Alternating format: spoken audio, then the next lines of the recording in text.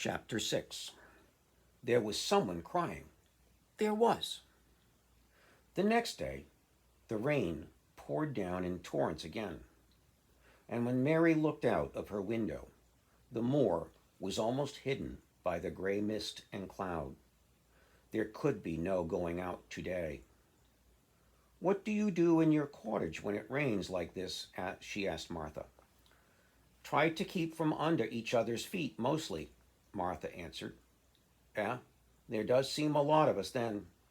Mother's a good-tempered woman, but she gets fair moithered.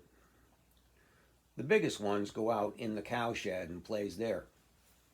Dickon, he doesn't mind the wet. He goes out just the same as if the sun was shining. He says he sees things on rainy days, as doesn't show when it's fair weather. He once found a little fox cub, half drowned in its hole, and he brought it to home in the bosom of his shirt to keep warm. Its mother had been killed nearby, and the hole was swum out, and the rest of the litter was dead. He's got it at home now. He found a half-drowned young crow another time, and he brought it home too, and named it.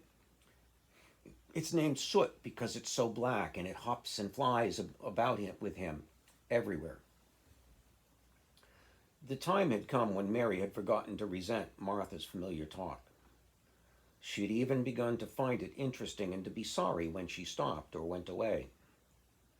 The stories she had been told by her Aya when she lived in India had been quite unlike those Martha had to tell about the moorland village, which held 14 people who lived in 4 little rooms and never had quite enough to eat. The children seemed to tumble about and amuse themselves like a litter of rough, good-natured collie puppies. Mary was most attracted by the mother and Dickon. When Martha told stories of what Mother said or did, they always sounded comfortable.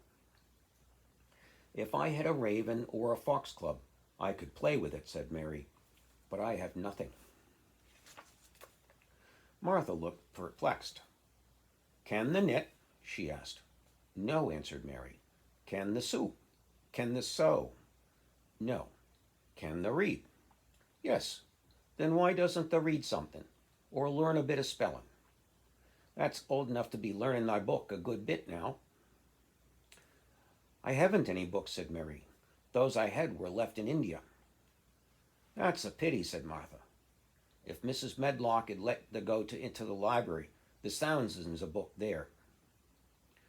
Mary did not ask where the library was because she was suddenly inspired by a new idea. She made up her mind to go and find it herself. She was not troubled about Mrs. Medlock. Mrs. Medlock seemed always to be in her comfortable housekeeper's sitting room downstairs.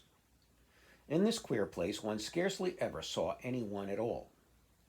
In fact, there was no one to see but the servants, and when their master away, they lived a luxurious life below stairs, where there was a huge kitchen hung about with shining brass and pewter, and a large servants' hall, where there were 4 or 5 abundant meals eaten every day, and where a great deal of lively romping went on when Mrs. Medlock was out of the way.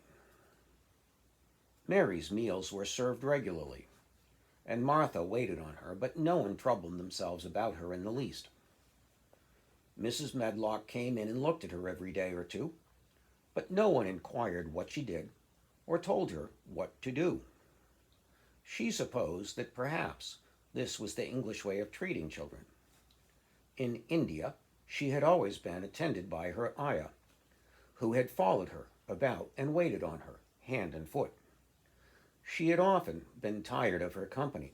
Now she was followed by nobody, and was learning to dress herself because Martha looked as though she thought she was silly and stupid when she wanted to have things handed to her and put on. "Hasn't thou got good sense?" she had said once, when Mary stood waiting for her to put on her gloves for her. "Our Susan Ann is twice as sharp as thee, and she's only 4 years old. Sometimes thou looks fair soft in the head. Mary had worn her contrary scowl for an hour after that, but it made her think several entirely new things. She stood at the window for about 10 minutes this morning, after Martha had swept up the hearth for the last time and gone downstairs. She was thinking over the new idea which had come to her when she had heard of the library. She did not care very much about the library itself, because she had read very few books, but to hear of it brought back to her mind the 100 rooms with closed doors. She wondered if they were all really locked, and what she would find if she could get into any of them. Were there 100 really? Why shouldn't she go and see how many doors she could count? It would be something to do on this morning when she could not go out. She had never been taught to ask permission to do things, and she knew nothing at all about authority, so she would not have thought it necessary to ask Mrs. Medlock if she might walk about the house, even if she had seen her. She opened the door of the room and went into the corridor, and then she began her wanderings. It was a long corridor, and it branched into other corridors, and it led her up short flights of steps, which mounted to others again. There were doors and doors, and there were pictures on the walls. Sometimes they were pictures of dark, curious landscapes, but oftenest they were portraits of men and women in queer, grand costumes, made up of satin and velvet. She found herself in one long gallery whose walls were covered with these portraits. She had never thought there could be so many in any house. She walked slowly down this place and stared at the faces which also seemed to stare at her. She felt as if they were wondering what a little girl from India was doing in their house.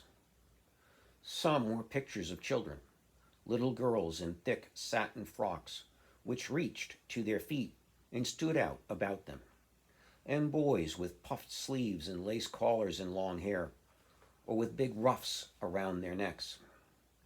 She always stopped to look at the children and wonder what their names were, and where they had gone, and why they wore such odd clothes. There was a stiff, plain little girl, rather like herself. She wore a green brocade dress and held a green parrot on her finger. Her eyes had a sharp, curious look. "Where do you live now?" said Mary aloud to her. "I wish you were here." Surely no other little girl ever spent such a queer morning. It seemed as if there was no one at all in the huge rambling house but her own small self, wandering about upstairs and down, through narrow passages and wide ones, where it seemed to her that no one but herself had ever walked. Since so many rooms had been built, people must have lived in them, but it all seemed so empty that she could not quite believe it true. It was not until she climbed to the second floor that she thought of turning the handle of a door. All the doors were shut, as Mrs. Medlock had said they were, but at last she put her hand on the handle of one of them and turned it. She was almost frightened for a moment when she felt that it turned without difficulty, and that when she pushed upon the door itself, it slowly and heavily opened. It was a massive door and opened into a large, big bedroom. There were embroidered hangings on the wall and inlaid furniture, such as she had seen in India, stood about the room. A broad window with leaded panes looked out upon the moor, and over the mantel was another portrait of the stiff, plain little girl who seemed to stare at her more curiously than ever. "Perhaps she slept here once," said Mary.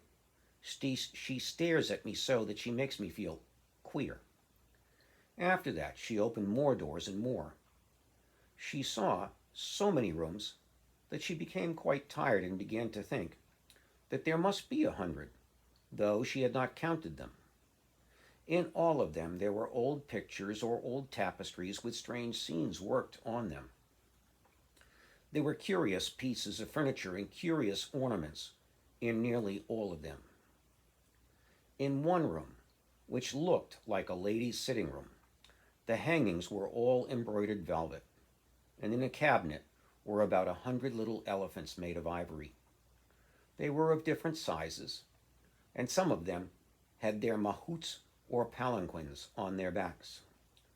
Some were much bigger than the others, and some were so tiny that they seemed only babies. Mary had seen carved ivory in India, and she knew all about elephants. She opened the door of the cabinet and stood on a footstool and played with those for quite a long time.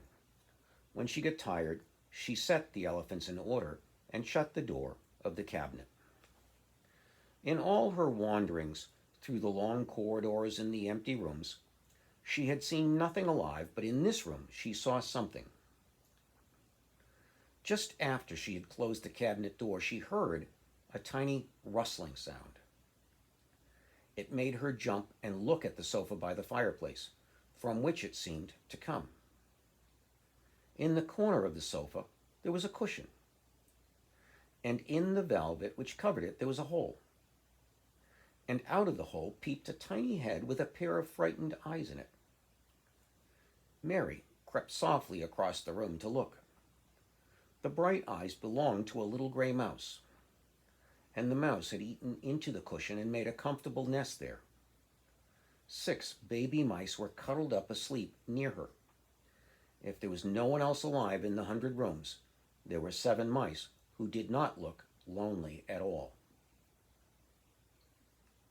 If they wouldn't be so frightened, I would take them back with me, said Mary. She had wandered about long enough to feel tired, too tired to wander any further, and she turned back.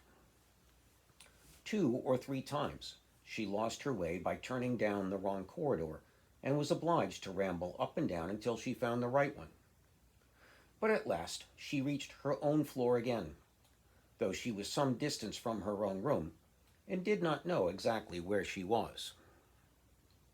I believe I have taken a wrong turning again, she said, standing still at what seemed the end of a long passage with tapestry on the wall. I don't know which way to go. How still everything is.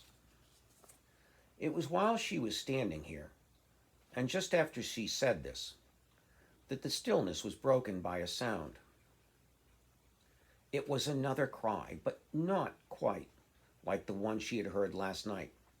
It was only a short one, a fretful, childish whine, muffled by passing through walls. It's nearer than it was, said Mary, her heart beating rather faster, and it is crying. She put her hand accidentally upon the tapestry near her, and then sprang back, feeling quite startled. The tapestry was the covering of a door, which fell open and showed her that there was another part of the corridor behind it. And Mrs. Madlock was coming up it with a bunch of keys in her hand and a very cross look on her face. "What are you doing here?" she said, and she took Mary by the arm and pulled her away. "What did I tell you?" "I turned round the wrong corner," explained Mary. "I didn't know which way to go, and I heard someone crying." She quite hated Mrs. Medlock at the moment, but she hated her more the next. "You didn't hear anything of the sort," said the housekeeper. "You come along back to your own nursery, or I'll box your ears." And she took her by the arm, and half pushed, half pulled her up one passage and down another, until she pushed her in at the door of her own room. "Now," she said, "you stay where you're told to stay, or you'll find yourself locked up. The master had better get you a governess, same as he said he would. You're one that needs someone to look sharp after you. I've got enough to do." She went out of the room and slammed the door after her, and Mary went and sat on the hearth rug, pale with rage. She did not cry, but ground her teeth. There was someone crying. There was, she said to herself. She had heard it twice now, and sometimes she would find out. She had found out a great deal this morning. She felt as if she had been on a long journey, and at any rate, she had had something to amuse her all the time. And she had played with the ivory elephants, and had seen the gray mouse and its babies in their nest in the velvet cushion.